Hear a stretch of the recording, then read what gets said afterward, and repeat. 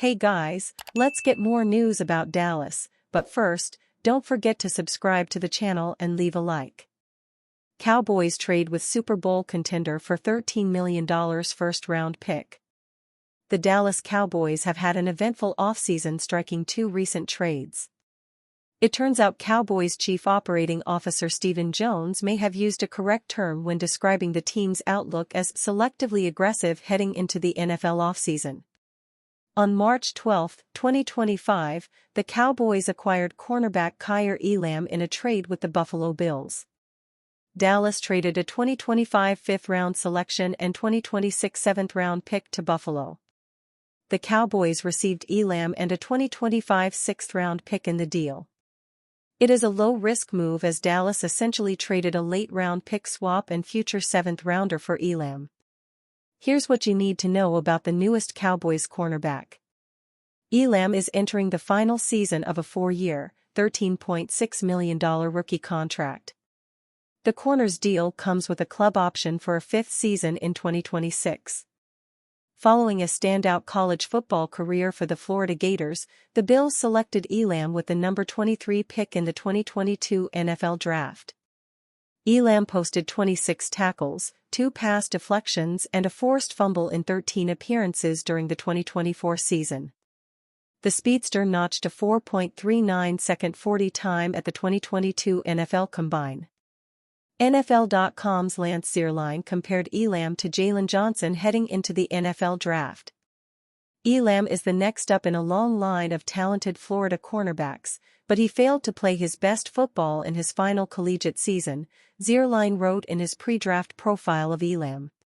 He is patient and strong to mirror and impede releases but inconsistent staying connected to the early stages of the route. He plays with good awareness in zone and has the twitch and length to make plays on the throw when squatting in space. He was beat on deep patterns against Alabama, Arkansas, and Georgia, which might have led to excessive grabbing and an overall lack of trust in his technique on the 2021 tape. He plays big at the catch point but smaller in run support. Elam has early CB3 and eventual CB2 value as a press and zone corner. Elam appears to be plenty motivated to make a name for himself in Dallas. The newest Cowboys cornerback described himself as hungry and will aim to play with a chip on my shoulder. I have a chip on my shoulder, Elam told DallasCowboys.com's Patrick Walker during a March 14 interview. I'm hungry. I'm ready to compete and win, no matter what aspect of the position it is. On the athletic side of the ball, I've always been a great athlete, but I feel like I've strengthened my mental and sharpened my game when it comes to the nuances of the things I didn't know as a younger player. Yeah, I'm excited. The Cowboys also acquired veteran linebacker Kenneth Murray Jr. in a trade with the Tennessee Titans. Dallas sent a sixth-round selection to Tennessee in exchange for Murray and a seventh-round pick.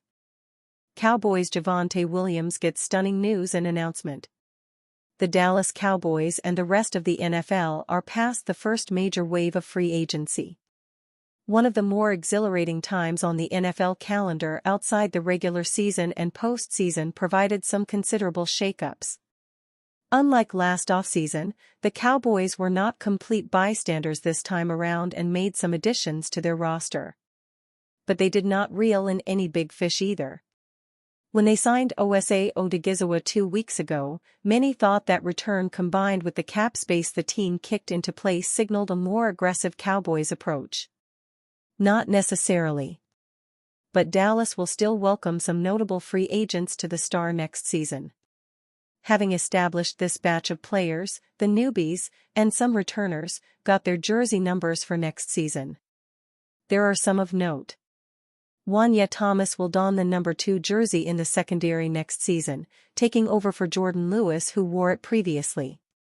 Newly signed defensive lineman Solomon Thomas, an 8-year pro, will wear number 90, most recently befitting the Cowboys' defensive leader in DeMarcus Lawrence. Dallas' 2 new running backs Miles Sanders and Javonte Williams also got their numbers. Sanders will wear number 27, though his new teammate gets the most surprising figure of the bunch. Williams takes on number 33, a number quite famous in Cowboys lore. Hall of Famer and Super Bowl champion Tony Dorsett graced number 33 throughout his storied Cowboys tenure. For the newcomer, that number comes with some hefty expectations. Dante Fowler and Will Grier headline the final 10 numbers that were handed out to the remaining players. Which are: the Cowboys could potentially add a few more players and will have an influx of young pieces coming from the NFL draft, so the process is not entirely done. Players may also opt to change their numbers before the season as well. But with a new running back taking on a number of such significance and 2 key defensive losses having theirs replaced, these changes marked another symbol of the new era of the Cowboys currently taking shape at the Star. After the first week of free agency, the Cowboys' draft intentions seem clear. The latest signing of Paris Campbell, a player now on his 4th team in 4 years, only reinforces the glaring reality: Dallas desperately needs a true WR2. Campbell, a 6'1", 200-pound speedster with a 4.31 40-yard dash, has the physical tools to be a game-breaker. But he hasn't been. With just 6 catches for 30 yards and a touchdown last season in Philadelphia, he's a camp body, not a solution. The Cowboys currently have the weakest WR room in the NFL, statistically and structurally. No other roster in the league has fewer cumulative 1,000-yard receiver seasons. Whether Campbell surprises or not, he'll be competing with Jalen Moreno-Cropper, Jalen Brooks, Jonathan Mingo, and Ryan Flournoy for a roster spot, not a starting role. And that's the point: Dallas lacks difference makers at WR outside of CeeDee Lamb. Based on the current roster, wide receiver, corner, defensive tackle, and running back are the team's weakest positions. But of the 4, only wide receiver technically lacks an established starter. Javonte Williams may not be inspiring confidence, but he has at least been a relied-upon starter in the NFL. Jalen Tolbert hasn't been a relied-upon starter outside of a few spot-filling spells. Kavonte Turpin is an electric playmaker, but he's hardly an NFL receiver, and he only has 44 career receptions to his name in a 3-year span. If anything, he's best characterized as a weapon who's yet to be deployed accordingly. Even Cowboys fans' former favorite, Rico Dowdle, accepted a backup role elsewhere. Dallas linked to Tony Romo-type QB after Cooper Rush's departure. The Dallas Cowboys extended Dak Prescott on the biggest contract in NFL history last offseason, but the team already finds itself in need of another quarterback.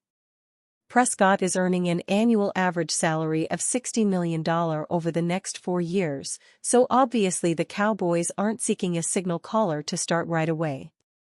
But Prescott missed 11 games in 2020, 5 contests in 2022, and sat out 9 times last season. That's just one way of saying that whoever Dallas acquires to play the number 2 role is going to have to be someone on whom the offense can truly rely, as Cooper Rush often was over his 7-year stint with the franchise. With Rush on his way to play behind Lamar Jackson in Baltimore, many expect Dallas to seriously consider selecting a quarterback on day 3 of the NFL draft next month, which means somewhere in rounds 5 to 7. There should be a handful of viable options still available at that point, including the undersized but heady Dillon Gabriel of Oregon.